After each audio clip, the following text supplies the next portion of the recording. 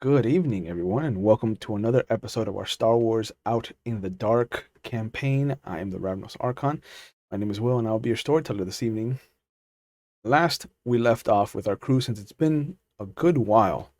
We saw the boys in the cargo containment pull out their batons and threaten our crew, but they chose not to fight. We had Flid and Eedee taken upstairs to speak to Ingo personally. They were taken to the same office they were taken to the last time when Flid was with Dr. Shakti. He noticed the selection of Celestin meals had been prepared for them like before. Uh, he then asked about his brother, which Flid explained the sacrifice that was made for them.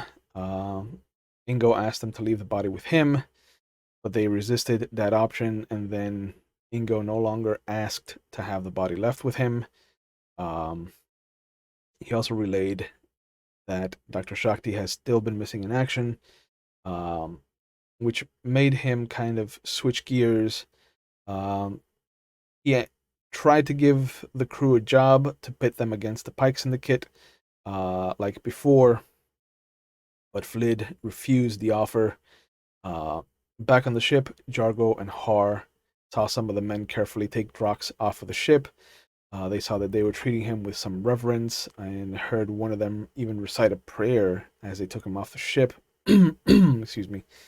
Um, Lid had to choose between keeping Drox or taking Eedee off of the ship. As they arrived to see this happening, I saw the lights shift to blue and everything electronic shut down, including Eedee's body.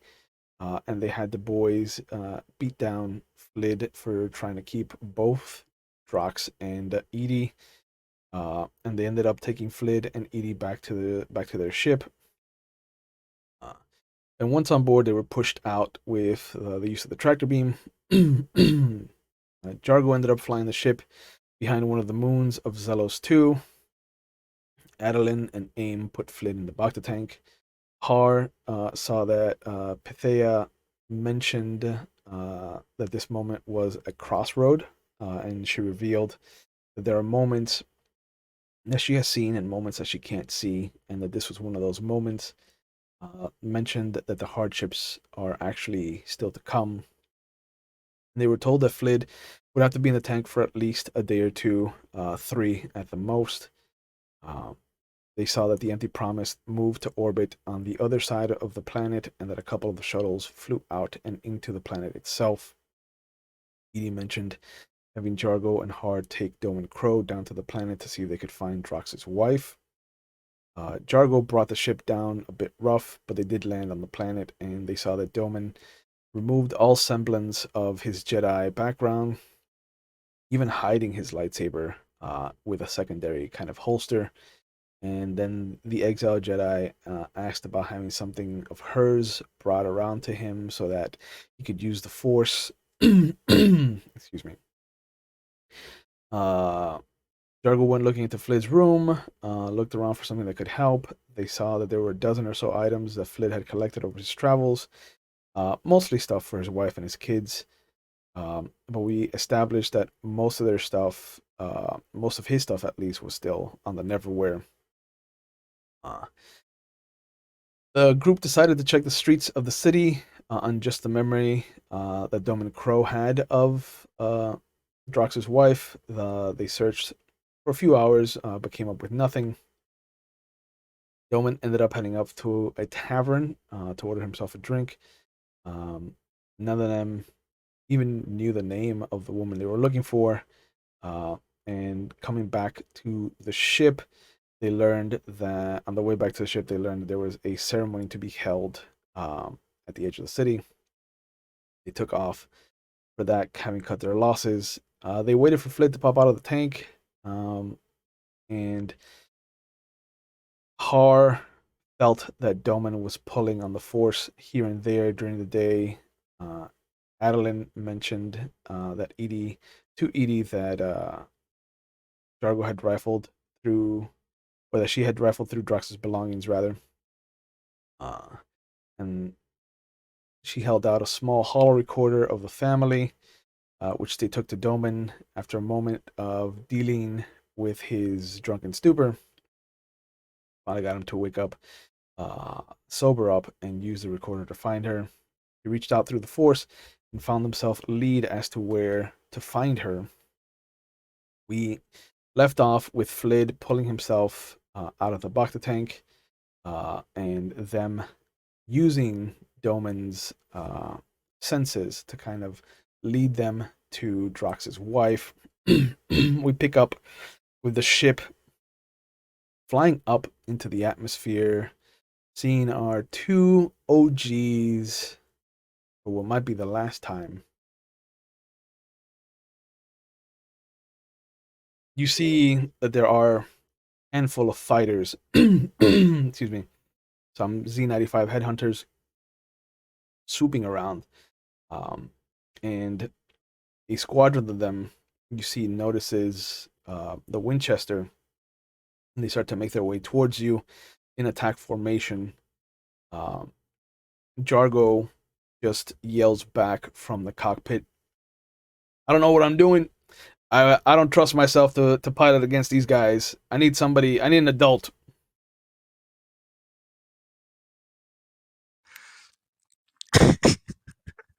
Great. How do you guys want to handle this?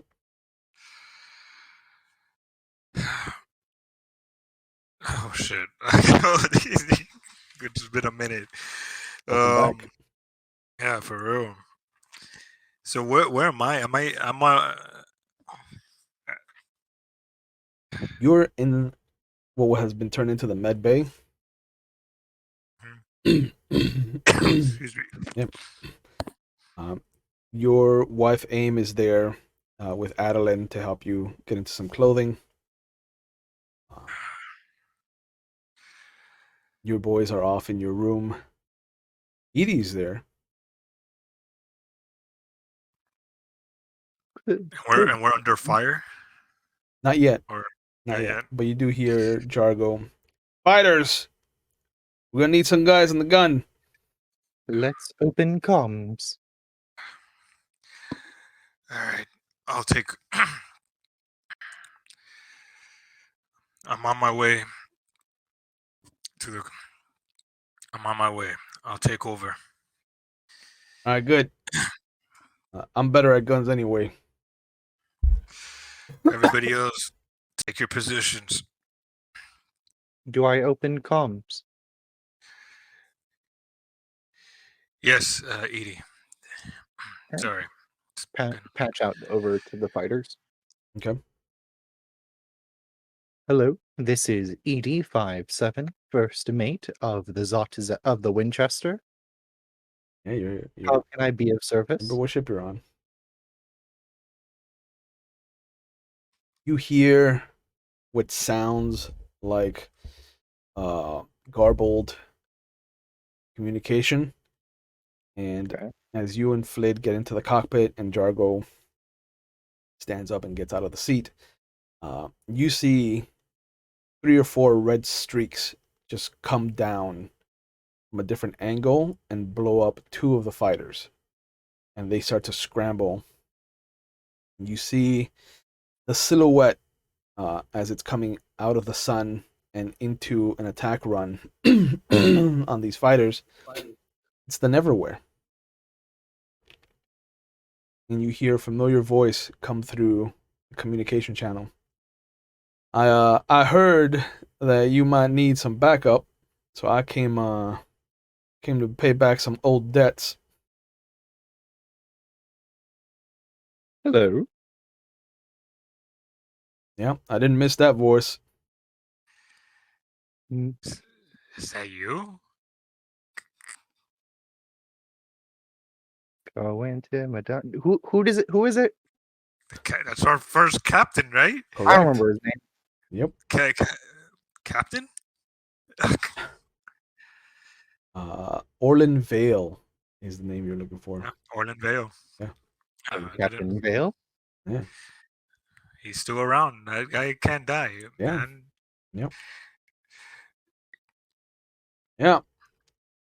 I heard you were going up against a bad group of people. I'm here to help out. It's good good to hear your voice, Captain. It's good to hear your voice. I got a strange message from Dr. Shakti telling me that you would be here. So What? are they all right? Wait. Dr. Shakti? Hmm. Yeah, How how long ago was this? When was this? a couple days ago when he came into the jump. And I look over at Wait, no, am I with Mhm. Am I still with Eedee, or Yeah, did I make my way towards? yeah. You're both in the cockpit. I grab Eedee. I'm like, Eedee, Dr. Shakti. That is some good news. That is more than good news. Where are they? I don't know. They just told me to be here at the planet and that you were gonna be in trouble and just to come in guns blazing. Oh wow. Oh wow. It's good to know that they are right. Yeah. We were First worried. time. We thought. Yeah, first time I ever heard them ask us to actually come in violently.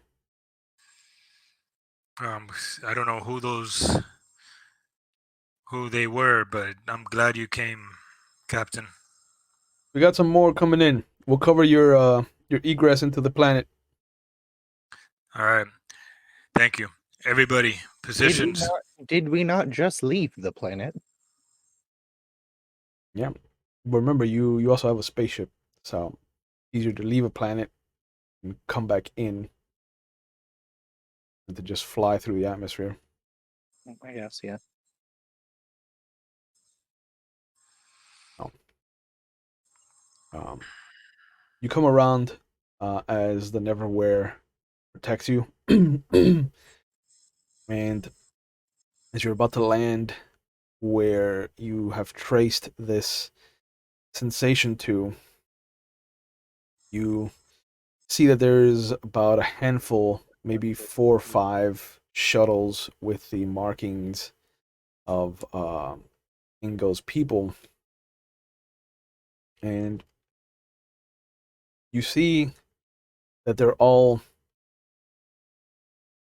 a good distance away from what looks to be this natural cave in the base of a mountain.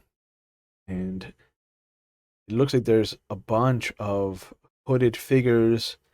Um, you're not sure whether this is some kind of cult or if this is just the ceremonial dressings of whatever religion happens to be a part of Zelos. Um, but you can feel, Eedee can feel a force reaching out to him, and it's confused, it's scared, it, it is anxious because it feels like it reached out to you by mistake. Can I And calm it? let's see, make a sense roll.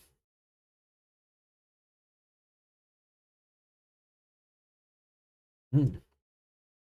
One on the wild die. You rolled a 14. It's far. It is much farther, excuse me, than you've stretched out.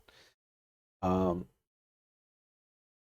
you can't narrow it down at all to actually even reach back out and calm whoever's doing this. All you can tell is that there's a planet that you haven't been on in some time. And then you feel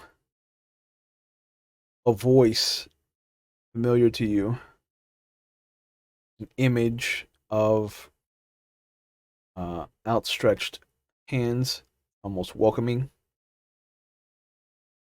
and a very familiar image of you having that octopus plant kind of wrapped around you.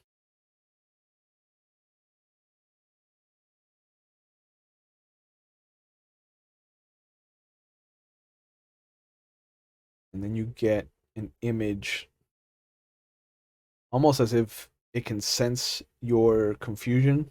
Excuse me. You get an image of a spoonful of ice cream.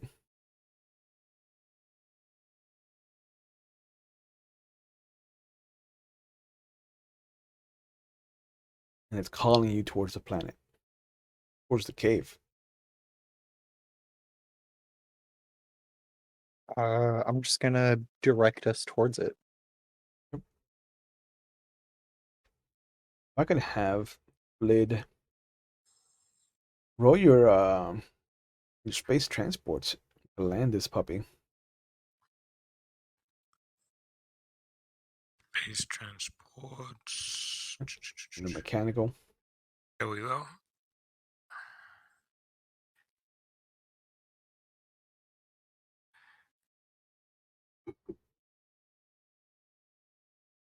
Okay. Oh yeah. 5 dice. And you roll the 14. You bring the ship down. I got character points too, if anything. I got character points to spend. You do. But you bring her down nice and gently, uh, as close as possible. Excuse me. And you see that there are some members of Ingo's faction that are in the middle of putting on those same robes, and it becomes clear that these are ceremonial in nature. These are meant to show respect for the passing of whoever they're honoring. In this case, it's Drox. And you see that there's maybe 100 or so of these robed figures just following the funeral procession into the cave. As you approach, there are what look like um, aids to whatever religion exists here, uh, that look at you and then kind of motion to a smaller sized robe. And they just kind of reach out and they motion for Flid to come over.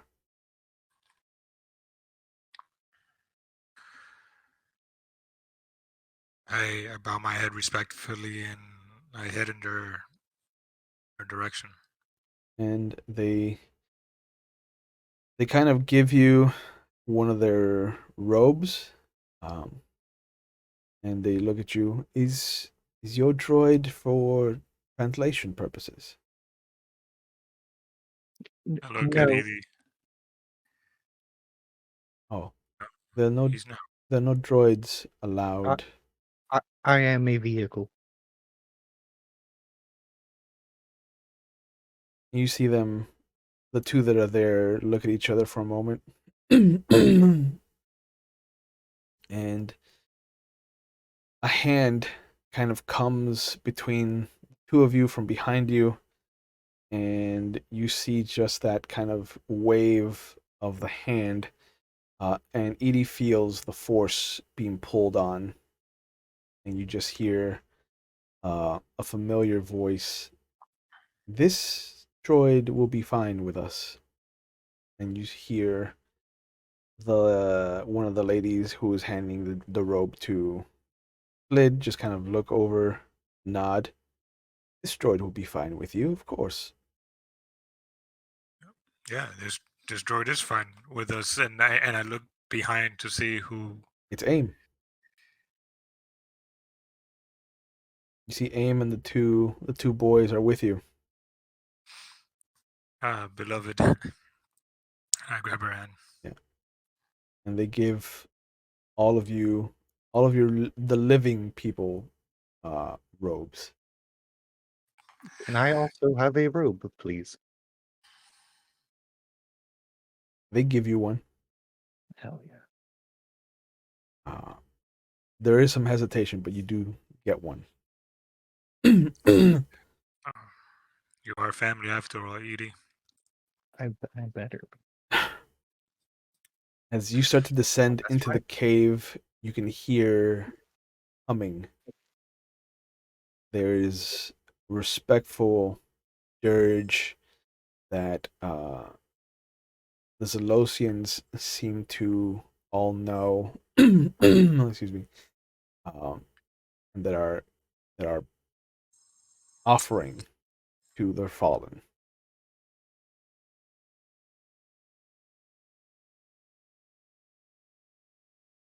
There are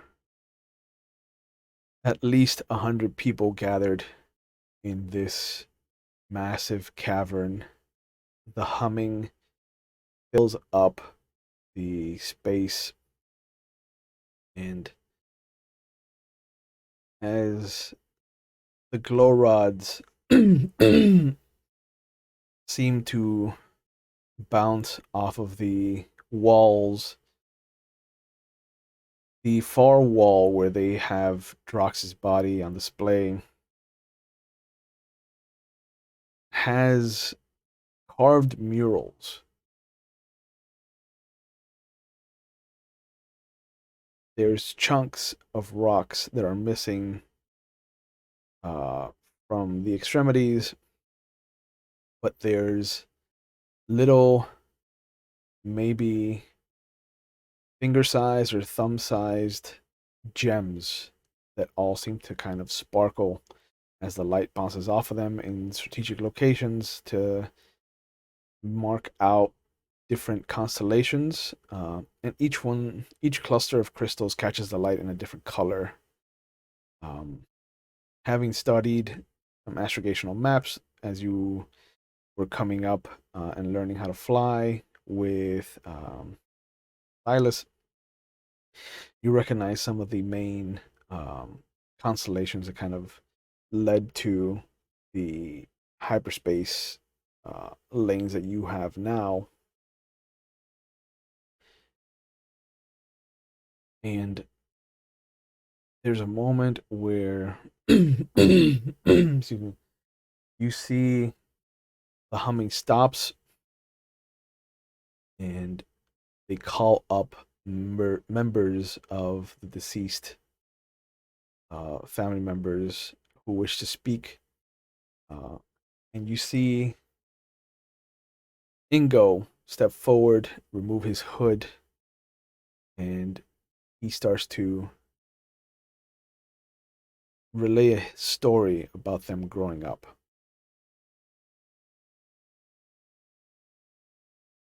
What would you guys like to do while the story's being told, if anything? Everybody's standing up. Yeah, there's no chairs here. Okay. I just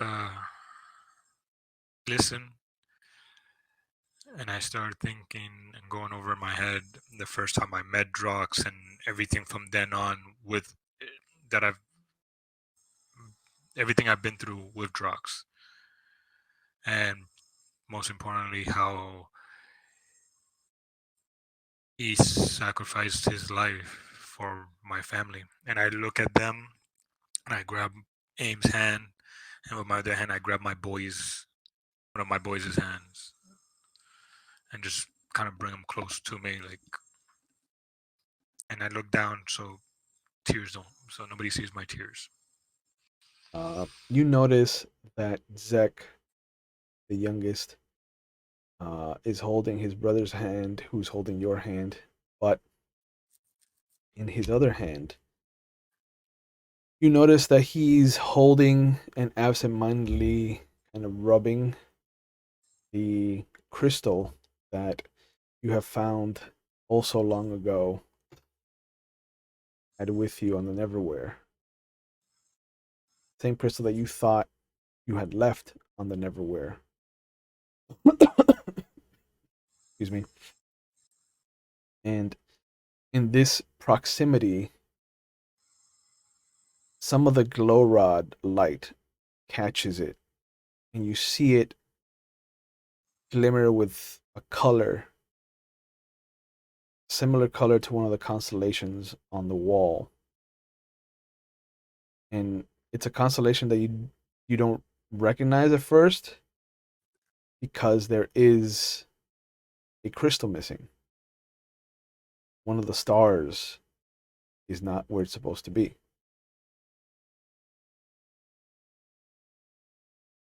Look at that. I hunch down and I whisper to my son, um, where did you find that? He looks up at you. It's in your room, Father. I see it. Yeah, yeah. It called out to me. Put it in your hand. I look at it.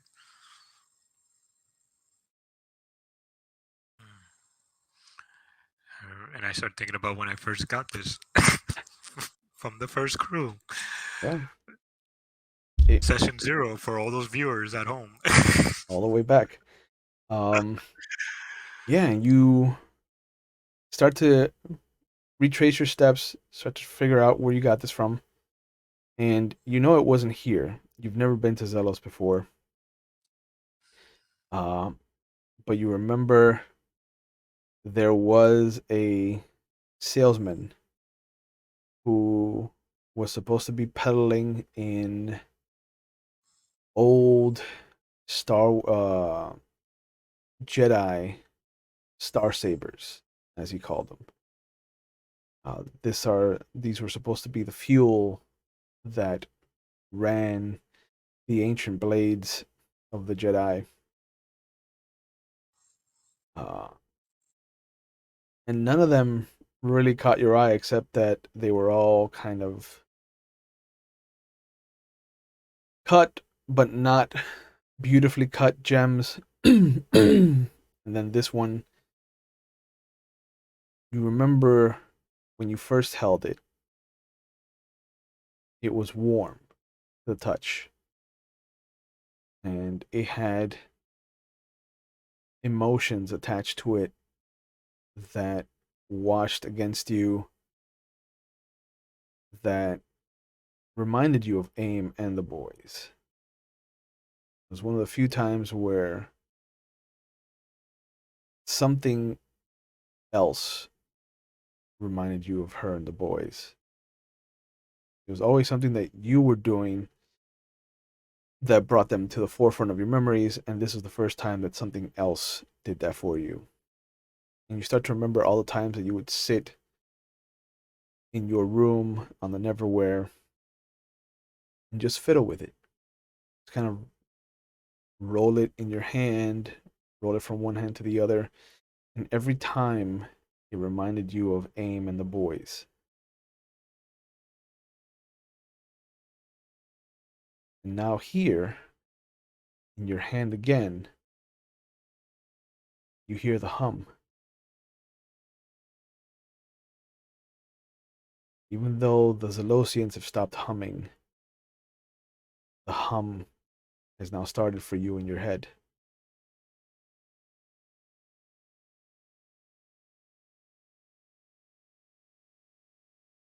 You're muted. Sorry, because Yeah. my neighbor over here Yeah. is doing something. Um, is it a soothing hum or is it like an annoying hum that's kind of like? No, it, Or, it is it is the same dirge.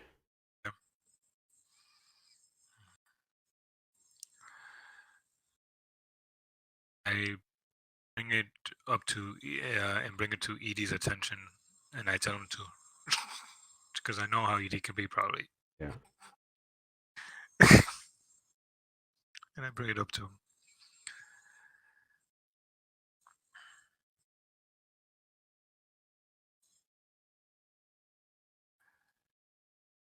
You know what this is?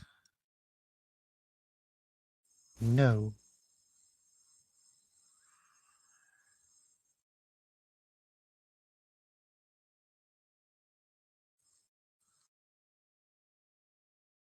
It's making a humming noise. Do you hear it, or is it just me? Do I hear it? You do not hear it. Did you hurt your head?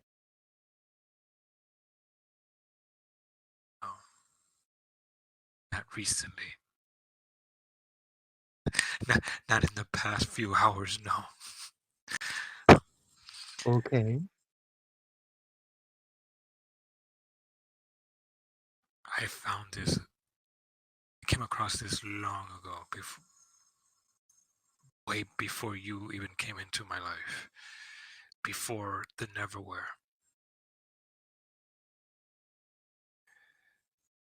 It's here again. I That thought is I an left this. I interesting thought I had fate. this. What's that? Say that again, Brandon. That is an interesting fate. And here we are again with it. I thought it was lost in the Neverwhere with all our commotions up and down and just one thing after another.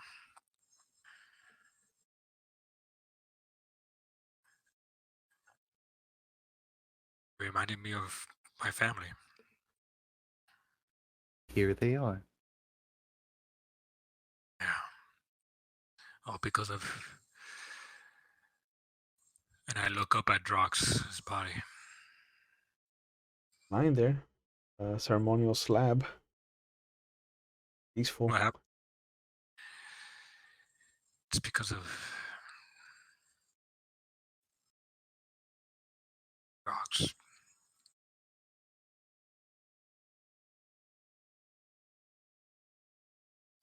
Do you want to go place it with him? Then I point to the up in the direction of the constellation where it was missing and all that. What do you think now?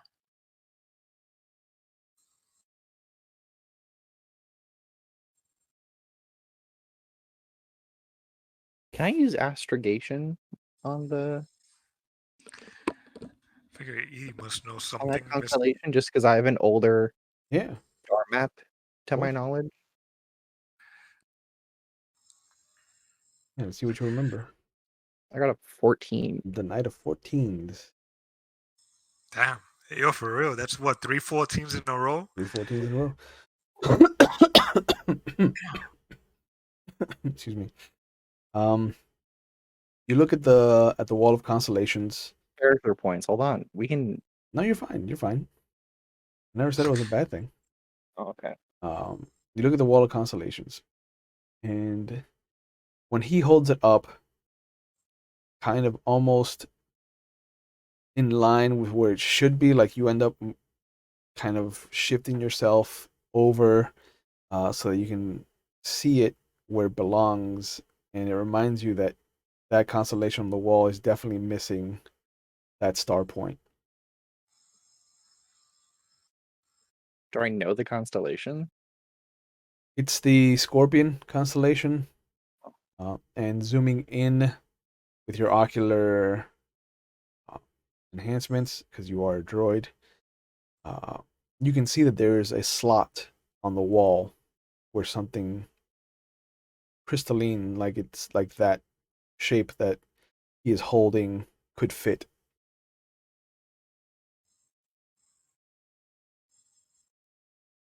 It's the Scorpion constellation.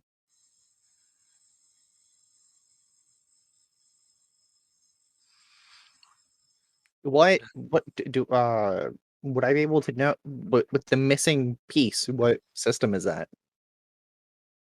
Oof. That's gonna be a higher roll than 14.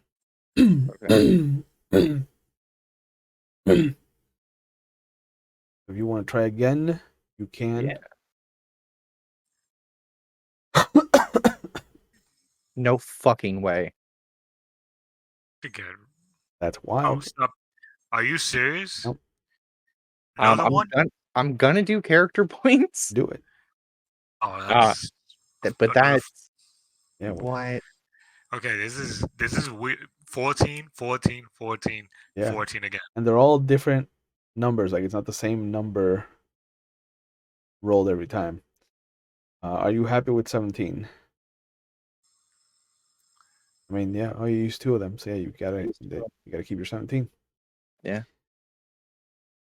You are not sure, at least not entirely sure, but that looks like it should be the system where the original seat of power for the Jedi sat, which is Ossus.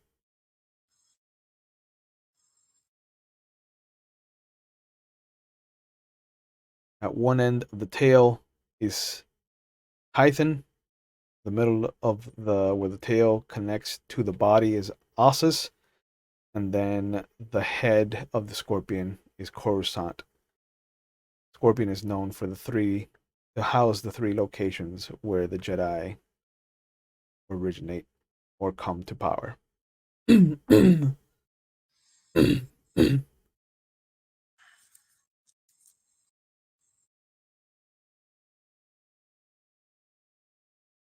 It might be the signature for Ossus.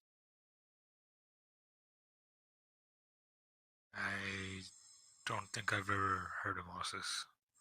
It is the original home of the Jedi. Where the first council was founded. The first council was founded there. What do I do with this? And I can't. I think we put it back. Get back where? And then just point to the wall.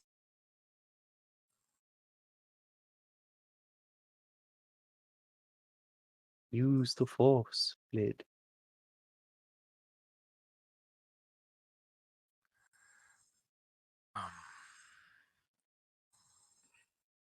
Think it's appropriate to do it here now?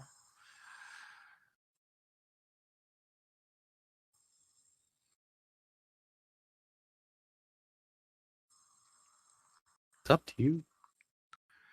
I can try. It's okay if they Crystal goes quiet.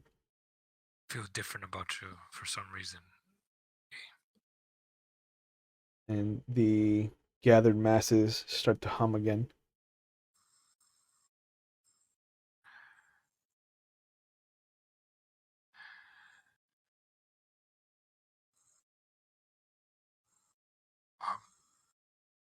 Be back. Watch my family.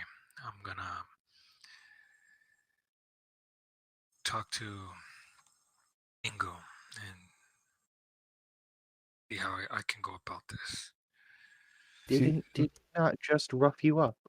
See the majority of the cloaked people start to walk out.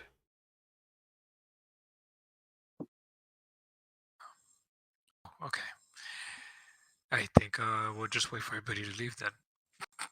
Like to Ingo, talk to pay respects. Ingo, Drox's wife, and three other cloaked figures are standing by the body. I gonna go walk up to Drox's wife. And yeah, so I will do the same, and especially to pay my respects to Drox and his wife. I need to. who I have to we were double looking check for. how many credits we owe her. Aim and the boys come with you.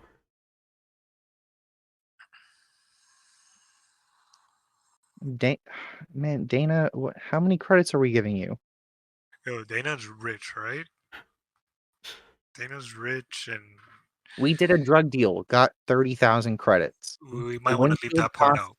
The windshield cost 16,000 credits to repair.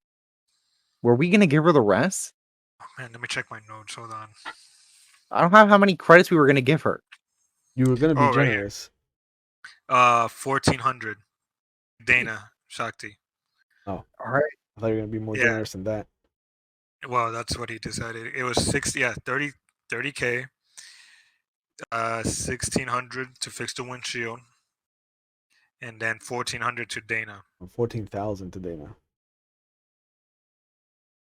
Because the windshield was 16,000. Oh, okay. Well, I'm not a math wizard. As we Hold all. on. We're giving her 15,000. We don't have 15,000 credits. We have 13,500 credits. Okay. You give her 10. She doesn't need to know how much you have. Yeah, I'm all right. I'm gonna pull Dana aside while Flid figures out what to do with the crystal. Okay. That's great. I, Hello, Nods. I am so sorry for your loss. I heard he died on his terms. He saved Flid's family. Yeah, heard that too. Hold on, hold on. Getting a calculator out.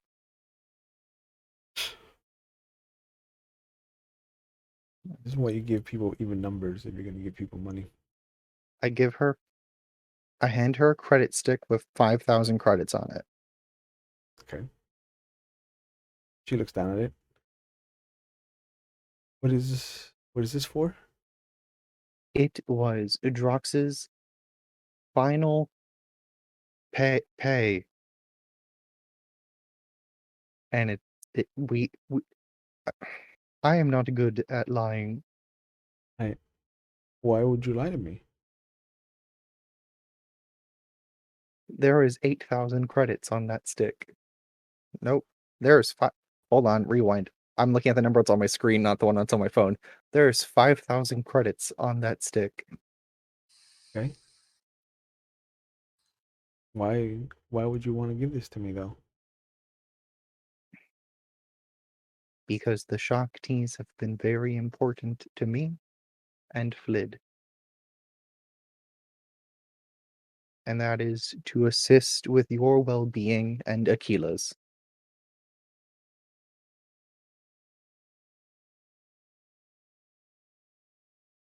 Hoping she'd be here.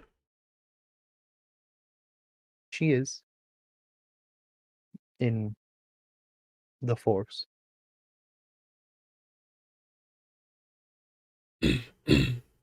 I felt her. Feels like the force has done nothing but bring ruin to my family.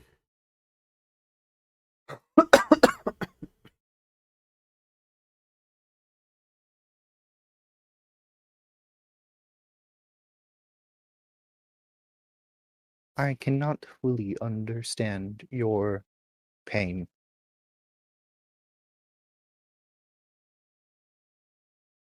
Nor the damage that the Force has caused.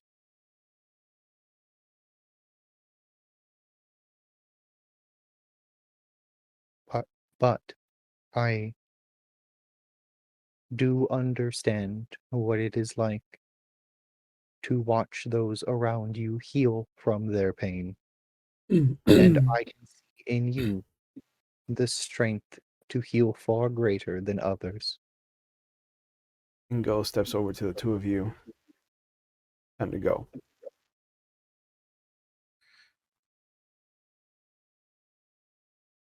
go. Um, Goodbye, Dana. She nods and she starts to make her way out. I just have a moment with Drox. Ingo looks at you. No. You had all the moments you had with him. It's all time now.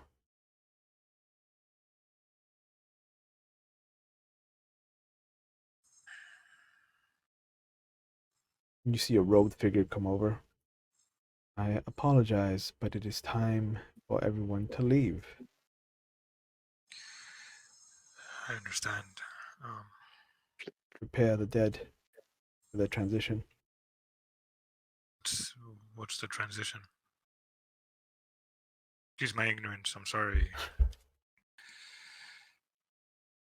And you see the robed figure. Excuse me. He cocks his head at you.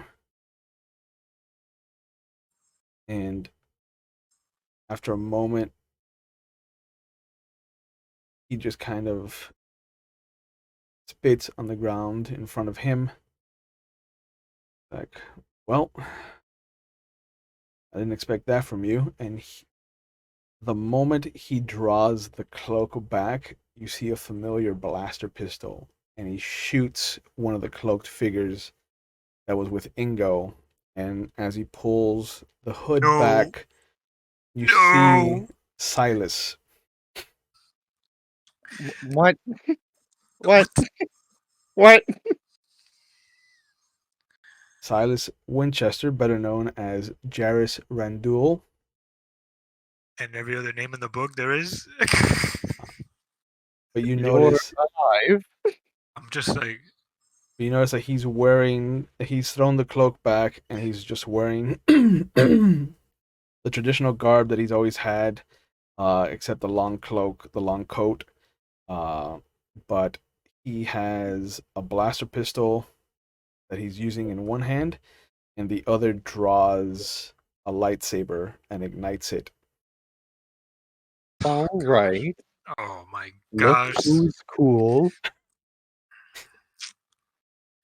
But you see one of the other robed figures by the entrance throws their robe off, and it is his sister Nella. She ignites her lightsaber, and then the other cloaked figure by the door throws their cloak off, and it is Dr. Shakti who turns on her lightsaber. Turn your lightsaber on. Isn't What's this a happening? lightsaber reunion? What is happening? Yeah. Where's your lightsaber, Edie? I just turned it on. Uh, and you see Ingo just kind of take a step back. He motions, and his cloaked figures, including the one that got shot, forcibly remove their cloaks. And as they do, you see the three red lightsabers ignite. What the fuck? Wow. And with all that, I removed my cloak and my robe, not to reveal any lightsaber. Correct. And just like aim get the boys out of here. I'm like I'm still like just shocked to see man, the Get to the myth, crystal the in legend, the wall. Silas. Yeah. And Ingo just tries to tackle you. So let's roll initiatives. Fucking guy. Of course he's gonna try to attack me when I'm trying to make way to put this initiative. Great. No way. I already know what you rolled. I'm not even on the page. I got a 10. Okay, that is interesting what I wrote.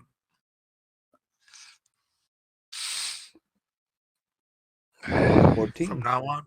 From now on, just 14. I don't know what that means. Yeah.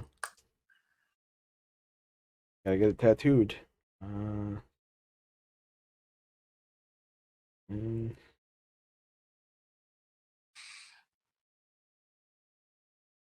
mm. What was his sister's name again? Hello? Hila? No, that was Dr. Shakti's niece. Trying to see. Nella. Thank you. Nella and Akila is the Yep. niece. And Shakti. Nella. 4 Jedi's versus 3 Dark users. Sith, maybe. 2 Sith. No? One of them is dual wielding. Okay. So it's been a while. It's been a while. But just so you guys are aware, to remind you of how combat works in this system, it goes from lowest to highest. But anytime that you want to interrupt somebody's action, you can. It just reduces your initiative to right before they would go. Um, So right now, Dr. Shakti is going to start this off. And you see they come forward, they motion with their hand, and you see one of the uh, two Sith that are with Ingo um, fall forward and onto their face. Uh, Eedee can feel that they are using the Force. Next up is Nella, and Nella takes a moment to find her stance, and Eedee feels her pulling on the Force. Uh, Next up is Ingo. So Ingo's gonna roll to try to tackle Flid. Do you want to dodge or just take the tackle? I'm gonna dodge. Okay. I'm gonna take that. I'm not gonna have that guy come at me. He's already had his goons beat me up. Yeah. This guy for real. This guy is such a pain in the ass, man. Right, so go ahead and roll your dodge. Let's see what you get. Hope it's a 14. An It 11. is. I'm using character points. Remember, you can use up to 2. How many are you going to use? I'm gonna use 2. Okay. 5 more gives you 16. It is not enough to beat the 20 that I rolled. Oh, of course. Fucking damn it. So he comes crashing into you like a wild bison. Roll your strength to soak the damage. Not too much.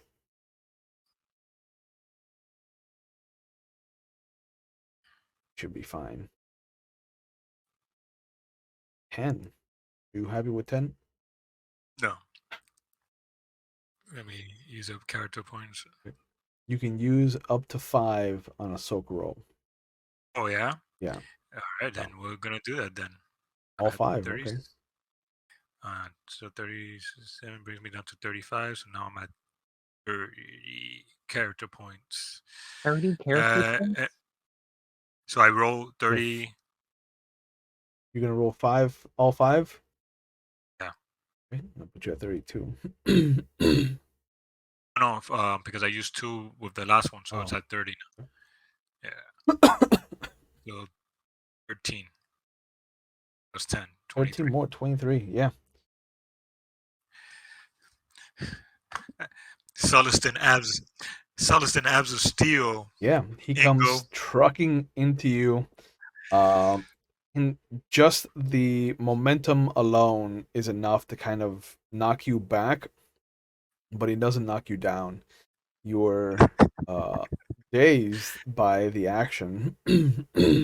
This is It's not like something you I went. expected. It's like Love and Thunder from Dad Bod to Yeah. God Bod. Yep. But that brings us to Eedee and Silas. I'll let you go first. I'm gonna do my control. What are you doing? I'm setting up lightsaber combat. Oh, okay. Do one round at a time? Uh, what happens if I do them all at once? Or both of them at once? You would lose 1 die to sense. Okay. You got character points. Yeah, alright, yeah, I'll do that. So, oh my god, look at my control. 27 for control. Good. You got a exploding wild die. Okay, and then sense is at 3. Okay, and then we're gonna do 2 character points for sense. Okay.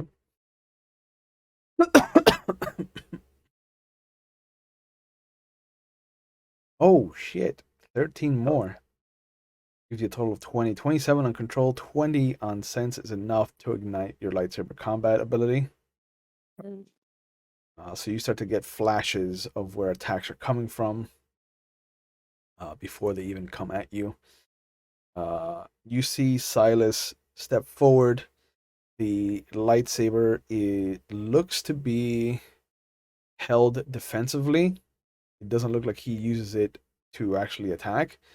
Uh, and you feel him pull on the force, and then he also takes a shot um, at one of the guys with the lightsaber, one of the Sith, uh, and he has this many left over.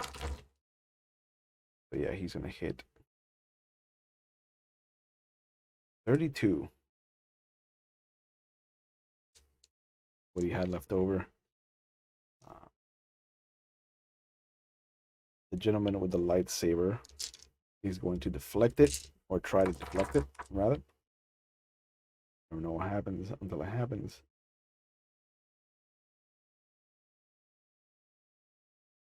Bad for him.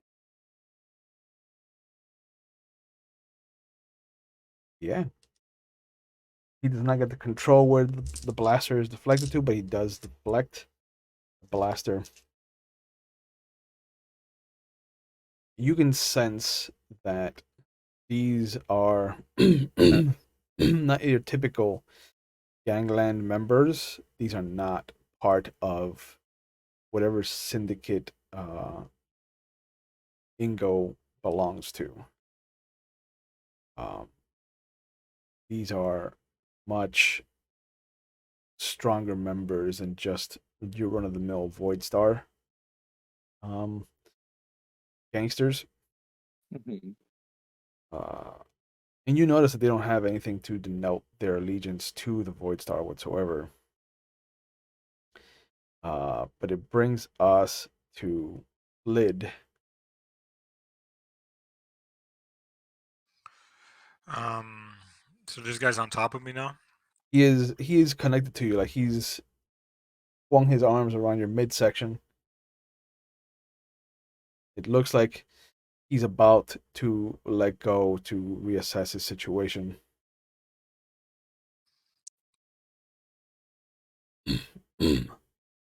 I'm gonna. I'm just gonna punch him. Okay, If I, can I punch him twice or no? you can. Your I'll have to first, split. yeah. So your first brawling roll will be at a -1 die. No, no, just one punch. Like one, like everything. Like I'm just upset with this guy from the very first day Yeah, I met him. yeah, It's all been building up. He shot his sister, had me beat up by his goons, yeah. fucking fucked over his brother. And now he Sure. wants to show Oh, pity and guilt. yeah. So, So you're gonna roll brawl your brawling at a -1 die. is one. Yeah.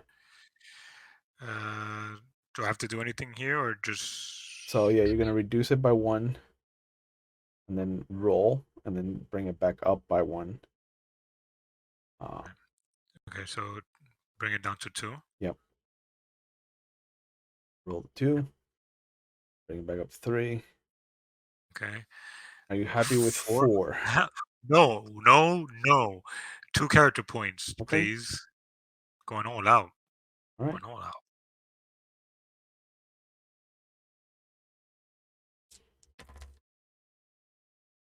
And a wild. Yeah. So you've got a total of 16, 12, and 4. That beats the 11 that I rolled to try and dodge you.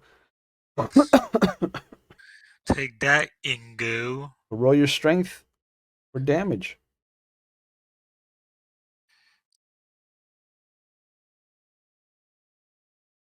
No. Character points again. Okay. You can use up How to many? 2. Up Up to to 2. 2 on anything that isn't a soak roll. 11. 5 more gives you 11. I had rolled a 6 total. So uh, you are probably the angriest you've ever been. This guy just tried to tackle you to the ground. Very clearly, he's used to dirty tactics. And the moment that he lets go and comes up to try and find another opening to try to do whatever he has planned to you, You just reach back and pull everything you have into this one punch, and your fist comes crashing like a meteor against the top of his eye, and as you pull back, you can see just the green dark blue blood kind of coming out of a wound, and it's kind of smeared all over your knuckles. Uh this is the first time Lid's drawn blood, no? Bare No, knuckles? bare knuckles. I mean, I did hit a couple people, but I don't know if I've drawn blood. Maybe I have with like fighting, but Okay, never, I have yet to kill anyone. okay. Well, unless you count that droid in that episode, I mean, the that night is was young. the night is young. Yes, Oh, anything's possible with Flid right now at this yeah. point. But yeah, you see him take a couple steps back, and he brings his hand up. He sees the blood, and then he just kind of looks at you. All right, I see how you want to play this. I'll play it any way you want, Ingo. Yeah, I bet you will. Uh, so Shakti starts the round again. They're they're gonna step forward, and you hear them yell out. Actually, not even, because the way the cavern echo works. You hear them just kind of in a stern voice. Who has the gem? Which one of you has the gem? And then Eedee feels them pulling on the force. Everyone here in the cavern, as far as Eedee knows, except for Ingo, Flid, Aim, Dot, and Zek, have pulled on the force. You can feel the threads of the tapestry that is life being pulled into this cavern. Excuse me. And that's when you feel that person reaching out again. It feels anxious. It feels afraid. Again, it feels like an accident. And this time you hear a voice. It's young. It's somewhat familiar. You just hear the voice. Is is this someone I know? Hello? You would have to use one of your force abilities to talk back. But it brings us to Nella. Nella runs into combat with the dual wielder. And you see, um, there's a moment where she brings her lightsaber around, and the Sith acolyte flips one of his lightsabers so it's pointed down like a knife, and he just kind of brings it up to block her. And there's a moment where you see her face is surprised, and she steps back. Her lightsaber comes right back up into its defensive position, uh, and she looks over at Silas. These aren't people. Don't be afraid to use force, brother. And he nods.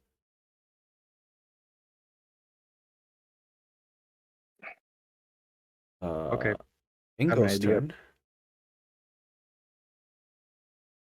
Ingo, in how feisty Flit is, pulls out a vibro knife. And now he's going to try to take a stab at Flid. You want to try to dodge, or you want to try to do something else?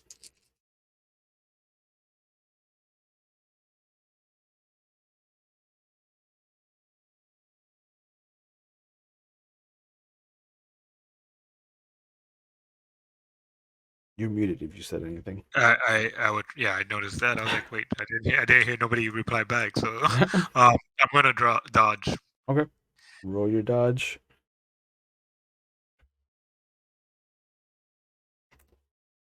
Oh my gosh, 19 on the wild. Okay. And character points again. Yeah, you're not happy with the 19? No. Okay. I yeah. Let's going on in the bangs. You are definitely driving it like you stole it. 22 plus 4, 19. 23. Got character points to spend. I got like 24 left. Yeah. Maybe maybe I'll calm down a bit now. 23 beats my 22 though. So You see that? I'm glad I did what I did. yeah, you see the knife come screaming through the air towards you. Its vibration just makes it look like it is super weird. It has been a while since you've been on the receiving end of a vibration weapon, and it just seems to um, take up more space than it actually exists in. And as it comes around, you hear that very sharp kind of hum, very different from the ceremonial dirge that they were humming for Drox.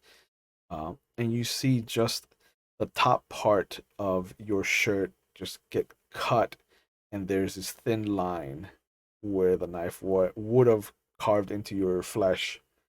Um, but he just kind of takes an upward swipe and then just comes back. And he's holding the knife, you know. But that brings us to Eedee and Silas.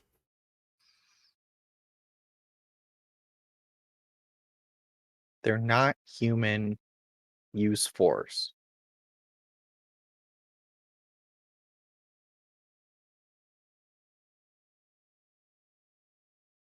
What I'm hearing is that I should do an EDMP. I mean, that would shut you down.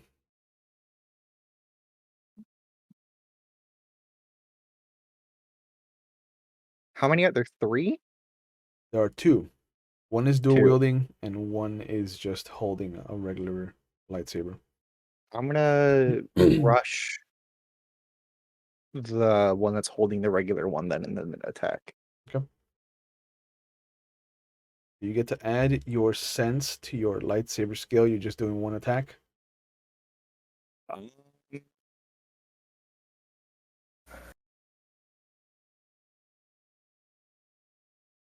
How many can I take? I can do 2, but then I'll be removing a die. So right now you're keeping lightsaber combat up, so that counts as your free action for the round.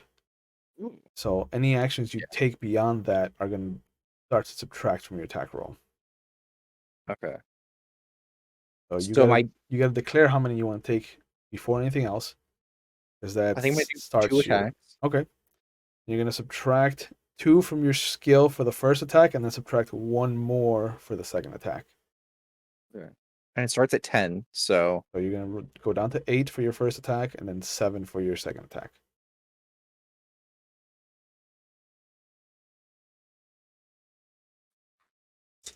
okay. Let's see what this wild die can do for me. And then can I add character points to the second attack? It's the first or second, but only one of them can benefit from character points. All right, I'm gonna give 2 character points to the second one. Okay. You got a 25 on the first one. Yeah. That beats my 21. Okay. Now you've got a 29 on your your second attack. So unless my wild die explodes, which it doesn't, I think I can do anything about this. Yeah, 22 is not enough. You strike both times. Right? Are you adding your control to the damage? Is that an extra thing, or does that just happen with? Uh, That's part of the lightsaber combat, is that you can add or subtract your control from your lightsaber's damage. yeah, I would be adding. Okay. So it's 9. It is 9 damage each time. First one, second one. I think he's dead. 31 and 30. Find out. Remember that time I killed the guy Yeah, I remember. in on the Zotzek? Remember that? I remember. What time? When we What- found out your wife was a robot? Oh yeah. You've killed a lot of people actually, Eedee. A lot of people. That was a good one though, because I killed 3 people back to back. Back to back. So that is 18 is a difference of 13 on the first strike. See if I can make it out of the second one. And 22 is not enough. That's another 8. So, excuse me. Eedee comes in, and how do you take your 2 attacks on this thing?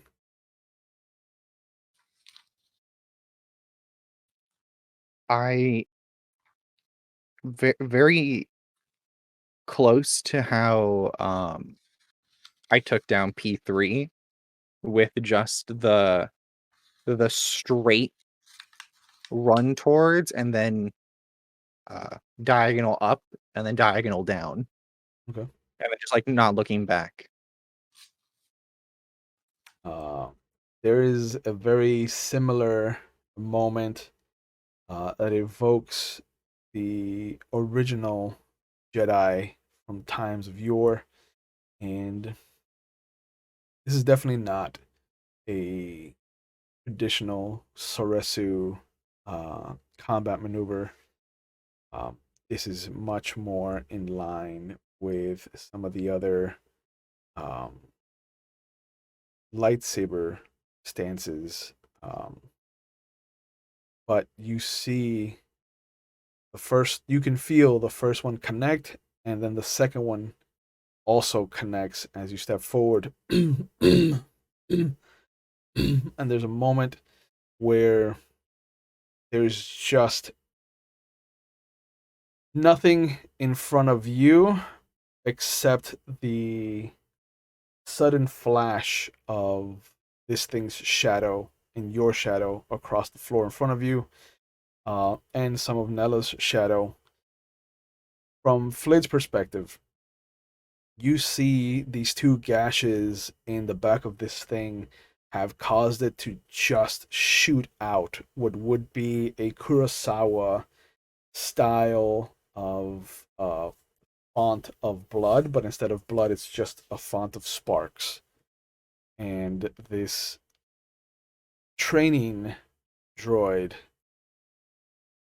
suddenly stops, the lightsaber unignites, and it collapses forward in 3 pieces. The top piece, the thin diagonal new waist that Eedee had cut into it, and then the legs fall backwards.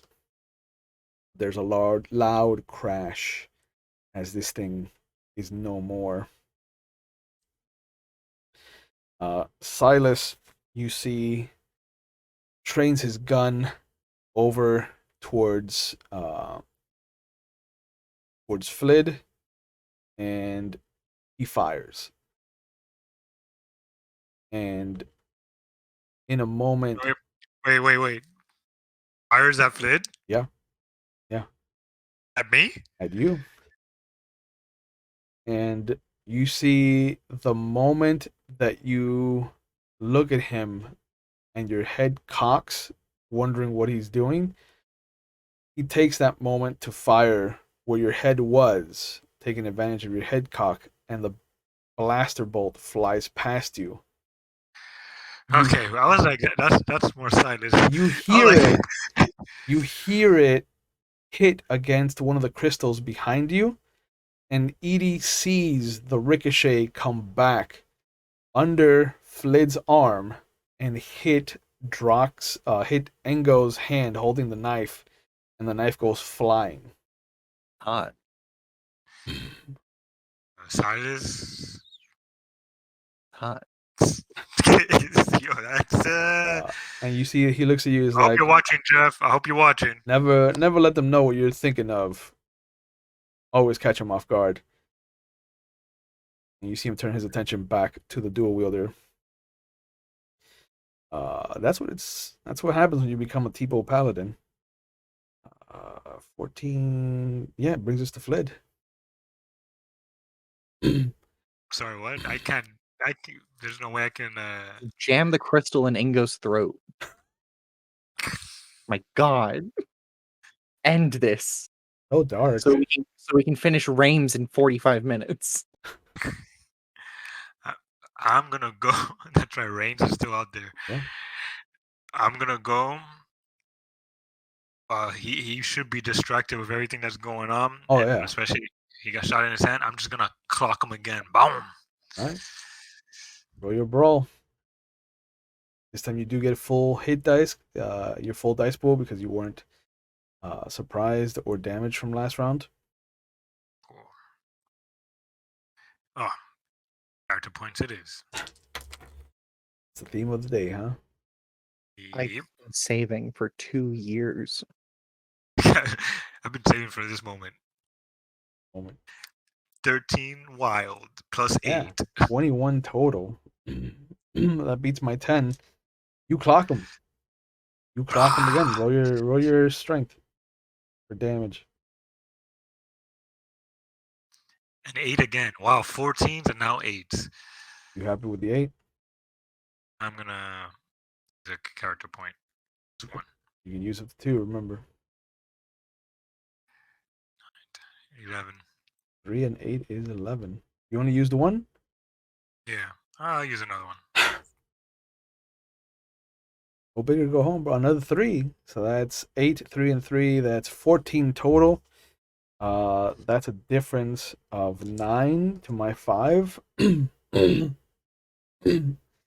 You uppercut him this time, catching him completely as he's looking down at his now singed hand, trying to figure out how this happened.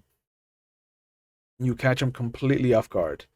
He has no idea where you're coming from. He wasn't even deeming enough attention to pay to you. Excuse me. And you see him just, head comes flying up. There's a spray of that green blue blood, some of it kind of spattering across your face. And then there's just this surprised look on his face, and he just collapses backwards out for the count. Still breathing, so he's still alive. You're not a murderer yet. I don't have that much power like that. But between Shakti, Nella, and Silas, they make quick work of the last training droid. And you see that the 3 of them are fighting like a well-oiled machine. Nella and Dr. Shakti are almost like how Barris Offee and her Padawan were almost in tune with each other In the Clone Wars? in the Clone Wars. One would go high, the other would go low, and Silas almost is there to not even be a cleanup crew. Like, he is helping in a way that almost doesn't look like he's helping. Like, he doesn't shoot at the target. He doesn't shoot the droid at all. He shoots at his own sister, and Nella's blade coming back from her swipe lands in such a place that his blaster shot bounces off of her lightsaber against Dr. Shakti's lightsaber and then hits the droid from an angle it can't even protect against. Um, it is easy to see where the gunslinger ends and where the new Silas begins. There is a confidence to him that isn't bravado anymore. It isn't a mask. This is who he is now. This is where he belongs. And they come over, they inspect the droids, and they make sure that Ingo's alive. Uh, but Silas turns off his lightsaber, holsters his blaster, and then just kind of holsters his lightsaber as well. Wow, isn't this an interesting reunion? Punch Silas in the face.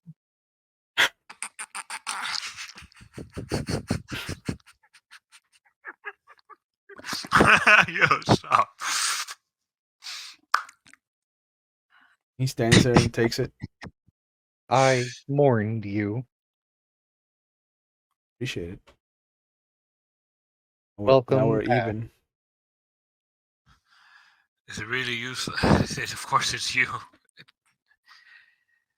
Yeah, it's a long story, but uh, which one of your boys has the crystal?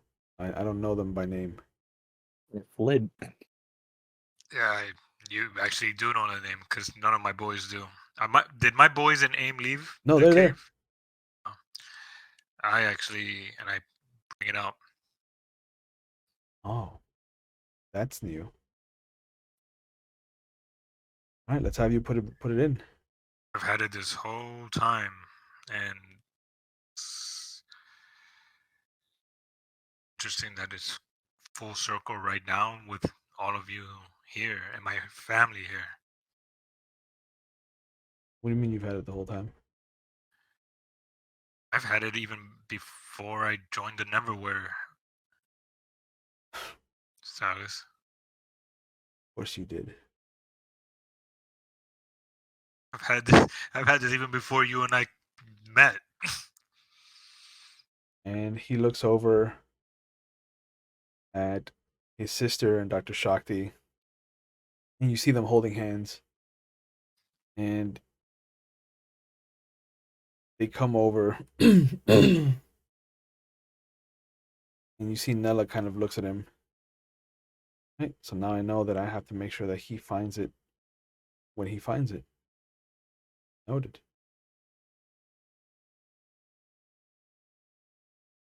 He's like, all right, as long as you're in charge of that. Come on, Captain.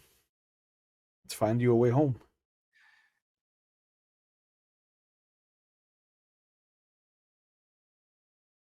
All right.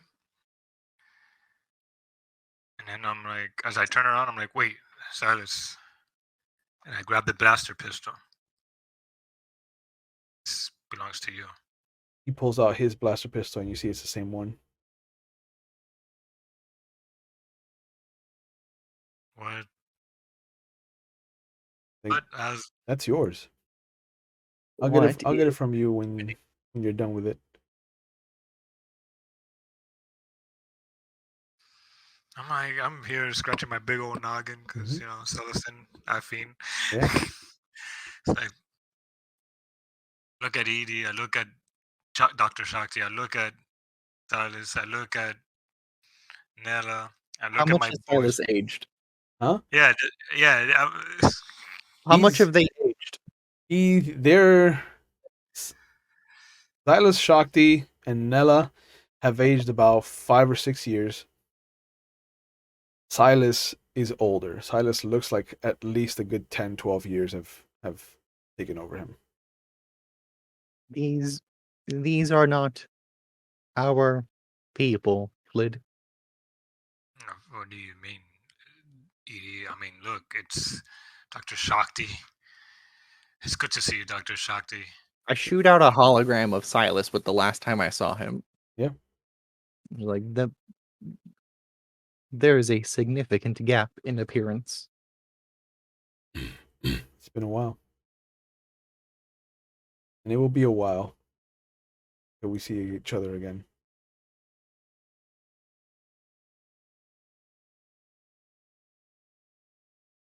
Come on.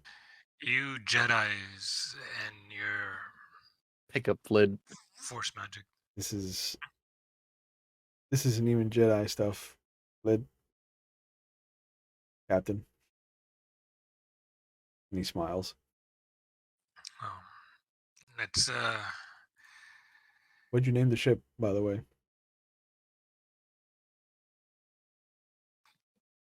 come on. What else would I name it? The Eedee 5000. Everything but that. That's a terrible name for a ship. It's the Winchester. Good name. I named it the Winchester. Next ship I get, if there is another ship, will probably be in honor of the hero and the person who brought my family together, Drox. Excuse me. He's like, well, let's see where we take you. And let's see if you need a ship. Come on. Future awaits. And he goes over to the wall. I go up to the wall. Do I reach? Yeah. Yeah, it's just at the highest level you can bring your hand up to. So I reach out and I'm like, "Are you? We're sure about doing? What's gonna happen when I do this?" We're going to die. You better be ready for some fireworks. I look at AIM. I look at everybody, like one by one. You know, flashbacking to when I first saw them and met them. Hmm? Eedee I never liked at the beginning, but eventually I did. No. And the last ones will be my boys and then AIM. And I'll put in the crystal in its spot. There's a clicking noise the moment it latches in. And you see the whole constellation light up. Then a second constellation. Third, a fourth, a fifth, a sixth, until 13 constellations light up. And you see suddenly what sounds like stone grinding against stone, and there's the sensation of the entire cavern shaking, and you see concentric circles of stone start to spin until the constellations are completely jumbled up, and all that's left over is what looks like the Jedi's crescent symbol, the mark of the Jedi. And slowly the discs start to collapse under the ground until there's just this archway of what looks like open space. Just nebulous, open, impossible space because you're on a planet right now. And Silas puts his hand through it and it ripples like water if he's stepping into a pool. He goes, come on. We got to get you and your family to a safe place.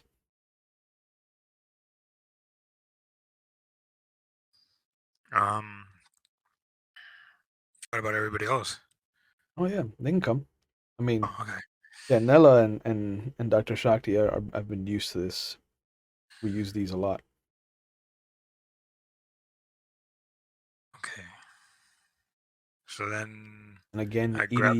Edie feels that person reaching out, anxious, scared, hurt. Can you help? Yeah, I want to respond.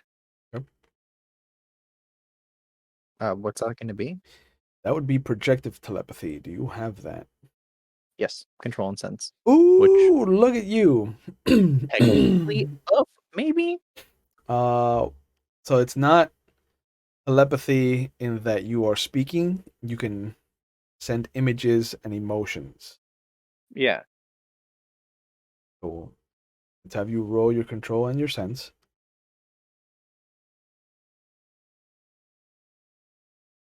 12 for control. 19 for your sense.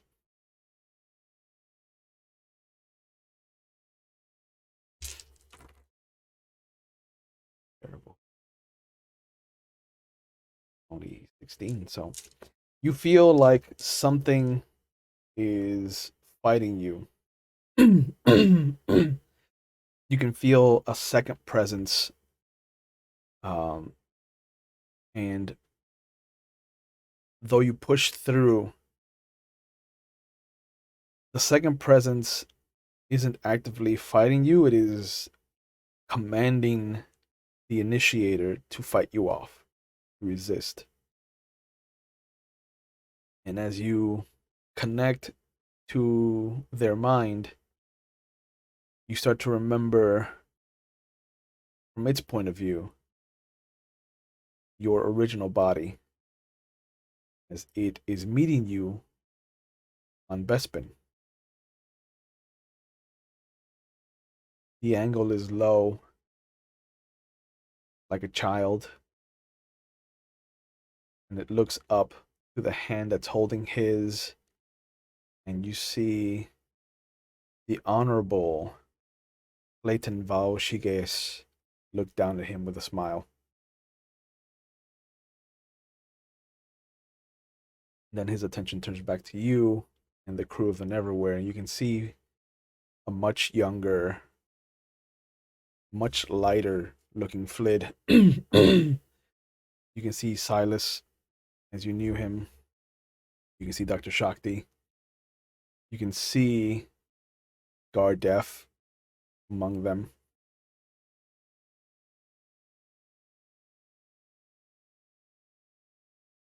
And then you're brought back to the cavern. Okay.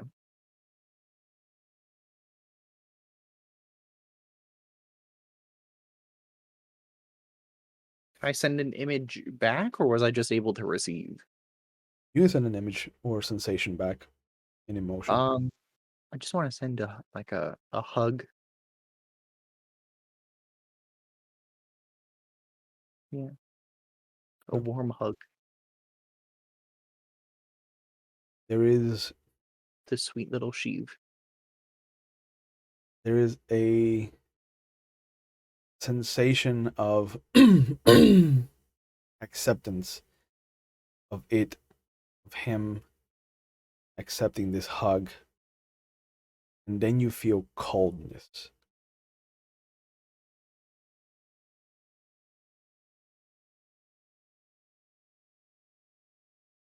But you notice that while this was happening, Nella and Dr. Shakti have gone into the pool. Silas is still half in, half out. Flid, Aim, Zot, and Zek have both kind of stepped up to it. We're not coming back, are we? Silas shakes his head. Not if everything goes according to plan. Flid, permission to contact the Winchester. Yeah. What do you?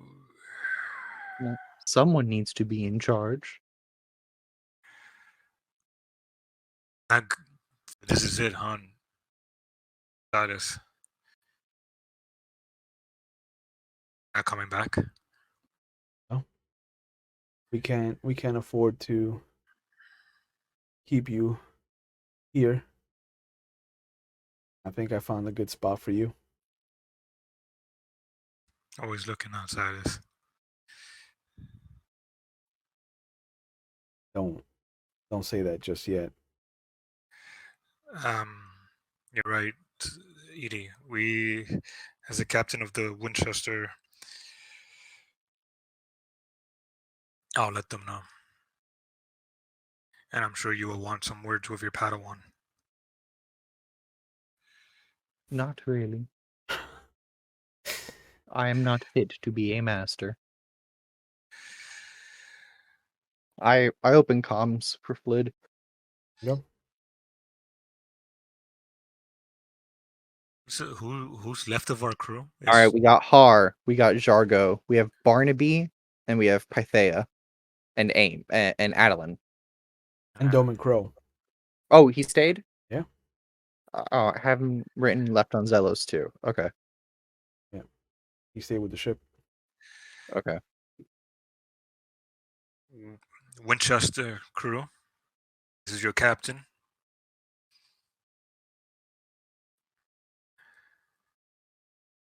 Everybody hear me all right? There's a moment, and then you hear, "Yeah, we hear you. What's up, Captain?" Um,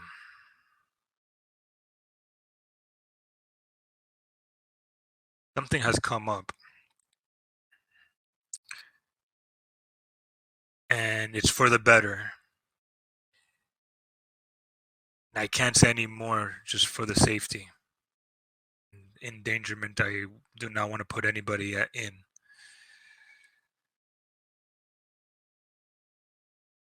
I do want to say this. You have been a great crew. We have been through a lot of ups and a lot of downs. We've always persevered through.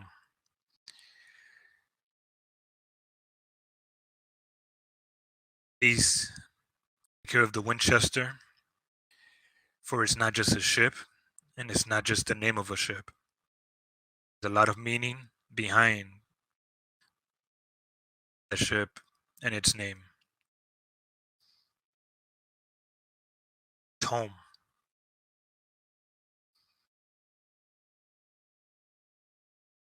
Look after Barnaby. He's one of the original.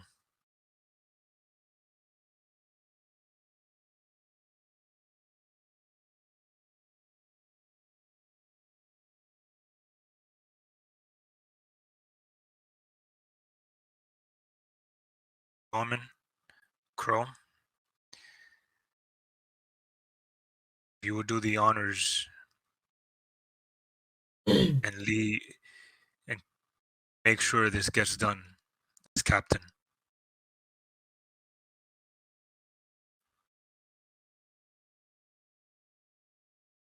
Takes a moment, and you hear, I know you and I have had our differences. "Oh, make sure to get them home."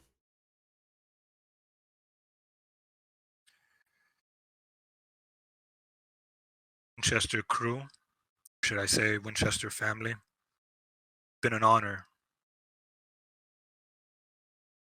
serving as your captain. Thank you. From the Close bottom comms. of my heart, thank you. Oh shit. Now I close comms. And you see Silas kind of look at you.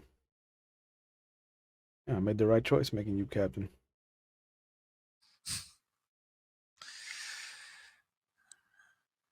You'll always be Captain Silas. "That's not my path." And he extends his hand out to you. "Come on. It'll feel weird at first, but..." I grab boys of their hands. I know it's not Zach, but I can't remember who's the youngest. Zach is the youngest. Zach. I grab Zach, put him over my shoulders. Grab Zod's hand. And I look at my wife. I grab Silas's hand. Yep, she grabs Zod's hand, and then she turns around, and she extends her other hand out to Eedee. Grab it. And you step through. On the other side, there is this vast blankness of just stars in a miasma of black. And there is this very clear lighted path of just these two lines of white energy that shoot forward. And behind you, you can see that there is an archway. There's a little round, kind of plump owl looking bird perched atop of it. Uh, it kind of ruffles its feathers and hoots as it sees the group coming through. And you can hear the sound of stone grinding against stone very far away, echoing into nothing.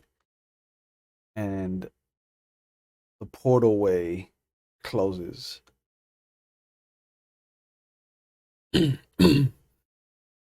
And Silas walks you through to another archway, and he points at it and he's like, "All right, Eedee, this is your stop."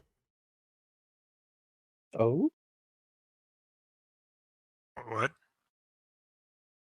Yeah, this is where it will do the most good. And he whistles, and you see the little owl flying over, perch itself on top, and as it does, there's a swirl, almost like the Stargate opening. And then there's just Yo.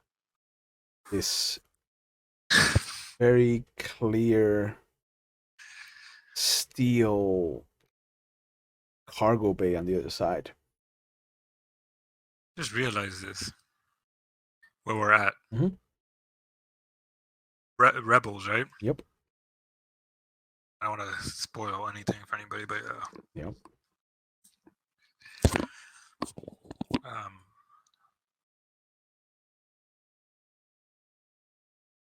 wait. But Silas looks over at you, puts his hand on your shoulder. I know we've had our differences, and I know that deep down inside, you really are a Jedi capable of some great things, Eedee.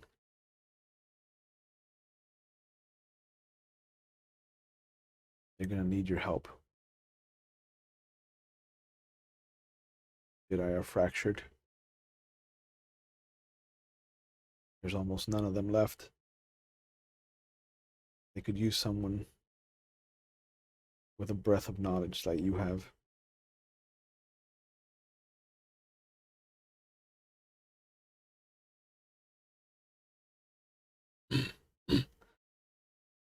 I won't see you two again, will I? I'll see you one more time when you're ready to call it quits. You're ready to go home again. I'll be there.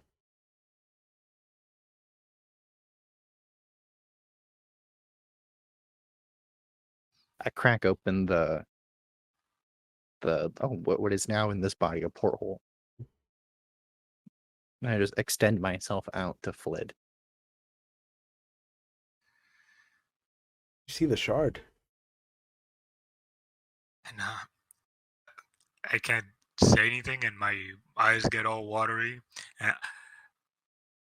I just close my eyes and I gently touch the shard, and I'm hoping, seeing them do all this force stuff around me and all that, that he can pick up everything that I'm saying and everything that I feel.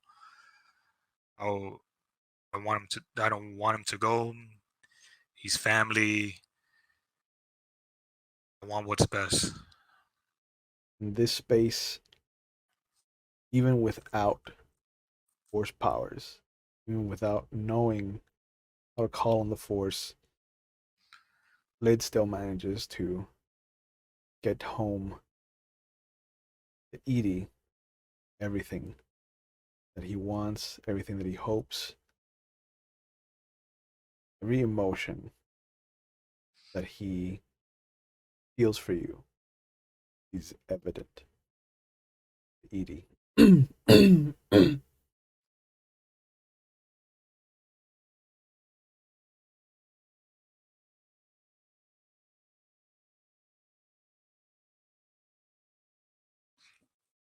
Wipe my eyes. Can I leave you with a gift? Just nod my head. Big Will puzzle. you will you take care of it? Of course, Eedee.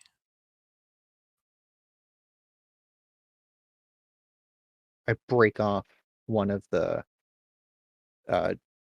4-inch juts from my full being. unlike unlike the original shardling that was forcibly removed from him when he was removed from the encasing of debris that you found him in. There's no psychic scream here.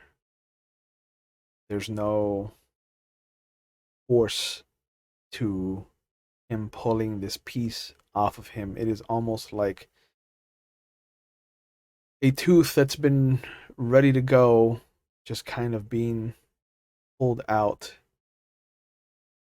There's no effort to it. It just grabs and pulls like it wasn't even there to begin with. And there's a clean cut, and it's very hard to see, but only people that have dealt with shards before can see that there is a groove that's there now where something was growing. And the robotic hand reaches out its new shardling out to you. I gently grab it and place it in my hands. What is the driving emotion that has led you to create this shardling? Love. It is warm to the touch. What color is love to Eedee?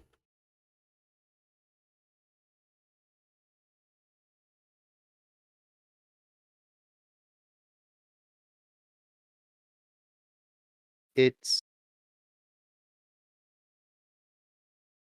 and it's a light amber.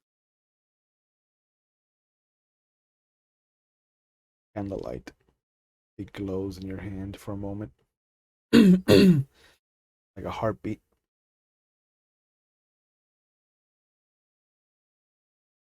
Then it grows into a dull gray.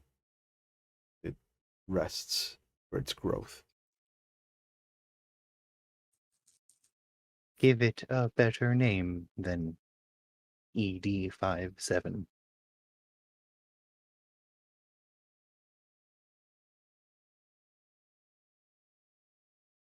Eedee's just fine.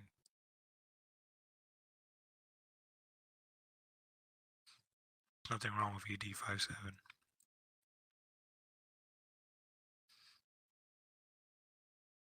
Goodbye, Captain.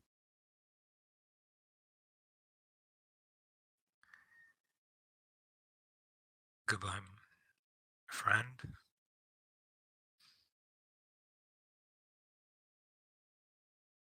My other brother. I look to Silas. Thank you, Flid, my best friend. Bitch.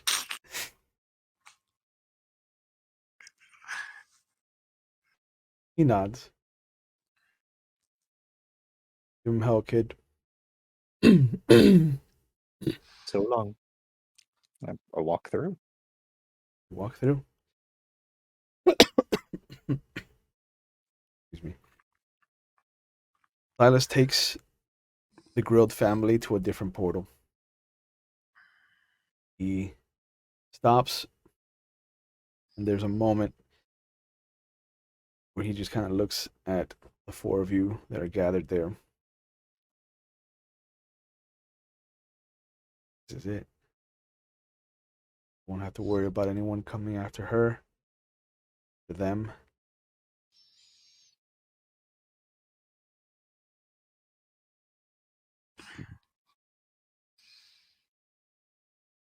Thank you, Silas. Again, I didn't get to properly thank you the last time. We're family. You don't need to. You do this for me. Yeah, in a heartbeat. And I hold up my hand with the crystal for any of you. There's a somber whistle, and the owl comes over slowly, methodically. The moment it perches, the swirl envelops the archway. And on the other side, you see Sullust.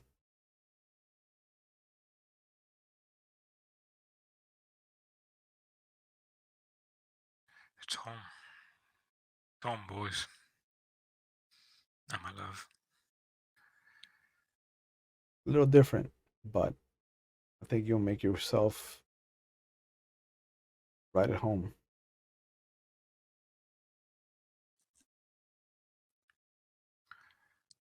I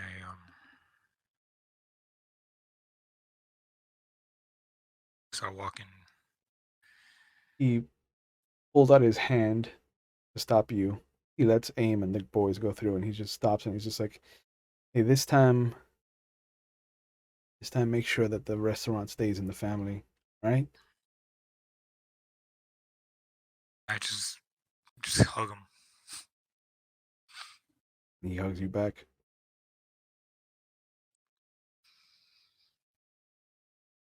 Thank you. Come by the restaurant. I'll be by to pick up my gun once you're done with it. Come by and I'll make it your favorite.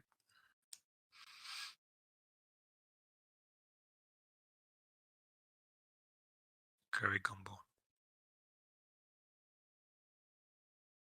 Extra curry. Forward to that.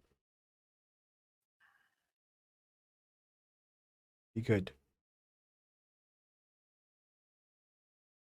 Don't be afraid to take chances. The force be with you. Force be with you. Finally said it. You step through, and you are in Sullust, but it's a Sullust in a different age.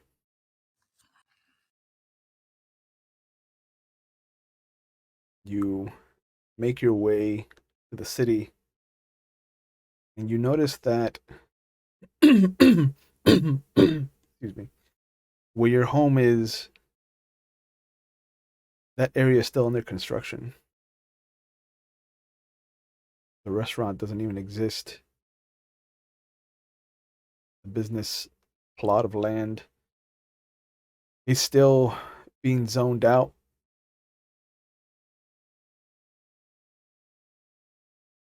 You're imagining that you're at least 100 years in the past.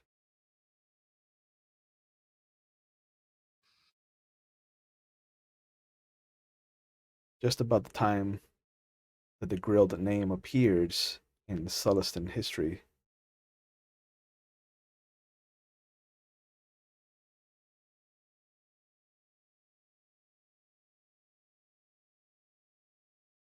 But he's right. Nobody can touch you here. Rames hasn't even been born.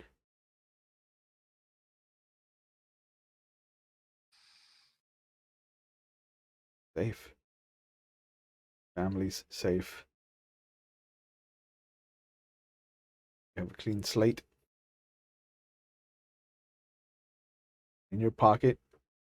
While you were hugging, Silas left you with a credit stick.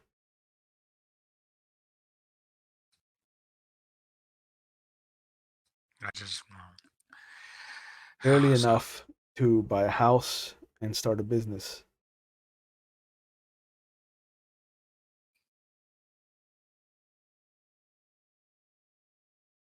Maybe a little left over for a vacation. And I grab my family and I just hug them all. as the grilled family establishes themselves on Sullust, we go to a different time period where we see Eedee emerge from their portal. It is not Zelos. It is not Lolth. It isn't a planet that you've seen before. But you can see that there's this attempt to recreate whatever process opens the portal in the first place. Excuse me. There's a whole site devoted to this place, uh, but it looks like it hasn't been used in at least 50 or 60 years. Machinery is dead. The lights are sustaining themselves on emergency power, and feel a strangeness about the energy currents. There's something strange that you're not used to. Power works differently here. Everything is dangerously new. And as you make your way to the surface, you realize that you are on Coruscant. What's left of it, anyway. The tall skyscrapers, the levels of civilization are all gone. There is what looks to be this triangular shape in the sky above. Massive. Has to be a capital ship.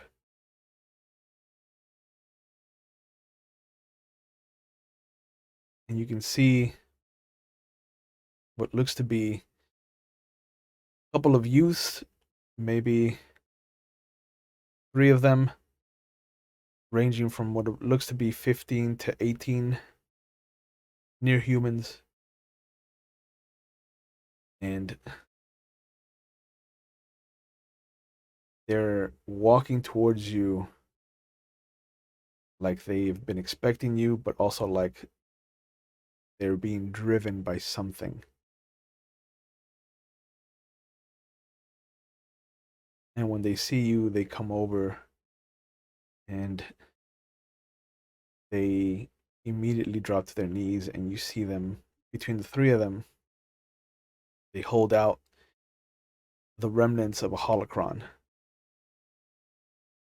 And you feel the three of them together pulling on the force to activate this broken piece of machinery. And slowly the pieces float up into the air. And there's this point that slowly starts to make its way towards the ruins behind you. And then they slowly come up to where your shard sits in your chassis. And then the pieces fall, and they just stand there, slowly getting back up onto their feet. And you see them speak to you but they're not using their mouths. You hear them in the thought stream of your existence. The female steps forward, clearly the oldest of the group. Are you a Jedi? Yes. The story said a Jedi would come. You're here. Yes. We'll take you to our leader. They pick up the pieces of the holocron.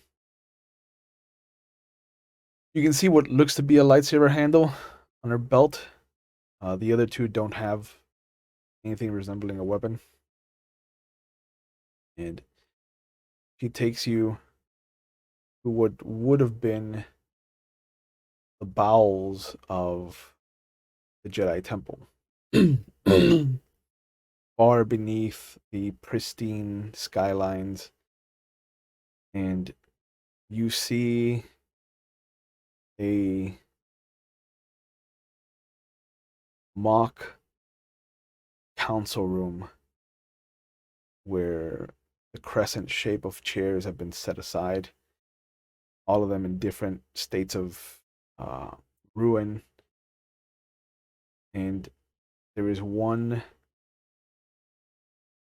old looking Wookiee who steps up and comes over.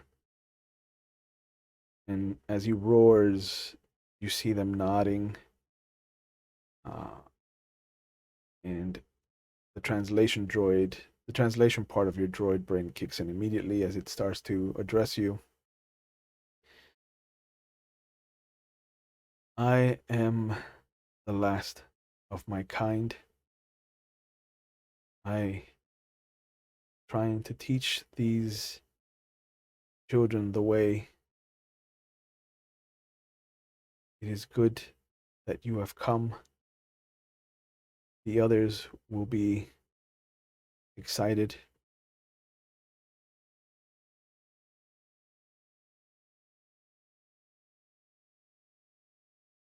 We will need help to get to the communications tower. Hopefully, the Imperial remnant won't catch us.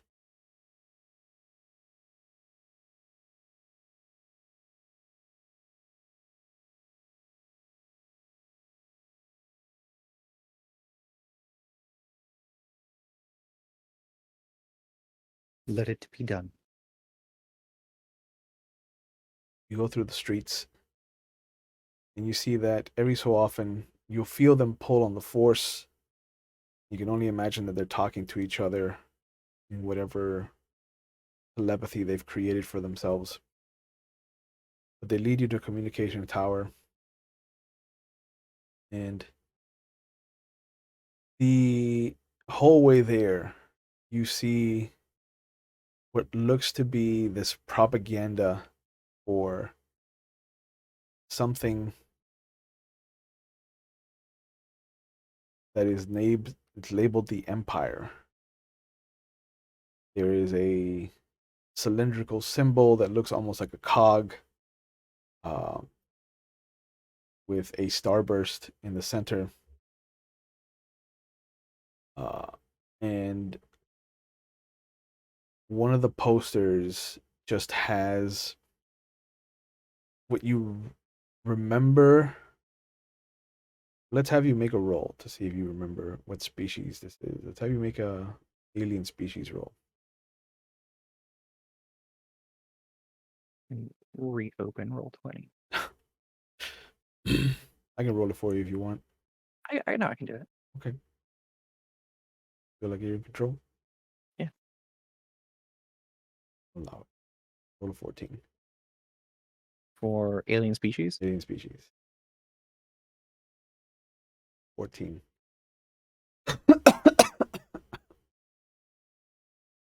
Um,